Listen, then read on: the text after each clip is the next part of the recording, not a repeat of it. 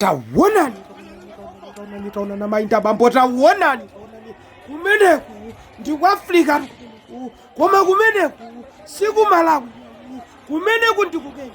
kumene dziko lanunkhamphira kumene dziko lawirira amene watu mukaona akwathamangitsa ndachina bonika lindo akumeneko ndachina mtambo akumeneko taonani zimene zikuchitika kumeneka uyu amugwira akuti iwe ndi mmodzi nawo ndiwe ring leader iwe ndamene kutsogolera iwe taonani koma asanapange zimenezi amufinyafinya rukulu ameneyu akuti ukampereka ukapikulapo taonani zimene zikuchitika kumeneko ambiri mwa inu mwina simukudziwa zimene zikuchitika kumeneko anthu ambiri akupanga mademo against government ya kumeneko akuti government sikwachitira zinthu boma silukwanitsa zinthu lulu ameneyo taonani koma mkulu ameneyo ndi mmodzi mwa anthu amene anagwira kuti akayike muchitara akayike mu Black Maria koma zinthu kumeneko atapereka mkulu ameneyu wangumusiya akuti iye ananena andifinya zimenezi andifinya mabanja andifinya zakumusi taonani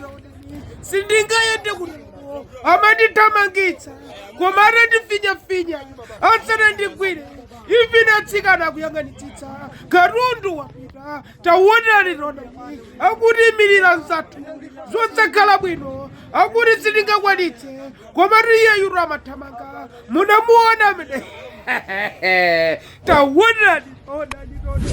zimene zikuchitika ku Kenya atulu kumeneko ambiri amangidwa ambiri asasanthidwa ena mwa iwo kumwalira kumene akuti dziko lawo lisinthe koma mkulu ameneyu amufinyezwa kaya sangayende akuti ndikhekwa ndi madzi ndimwe mwina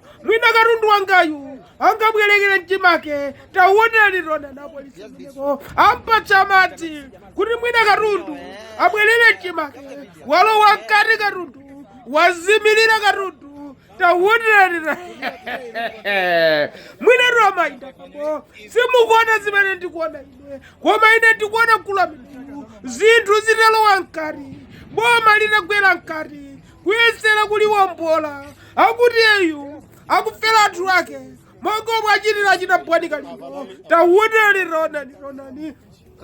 akuti andibwereka kwambiri andichita zikazimba mepa olo mkazi sindikufunaso olo chibwezi sindikuchifuna kalanga nzanu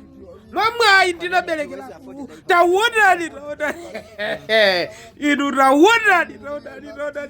mainda bambo mwine rukutheka ndi achibale anu ali ku Kenya mwauza abwereko mpaka na izi zitatha mudikire kaye dziko lipitepo taonani zimene zikuchitika kumeneko ku Kenya akuti mwasoma dzena mwina mbali nayiso ingabwerereso mchimake akuti yayi patakali pano ndikupezako bwino zili kwanu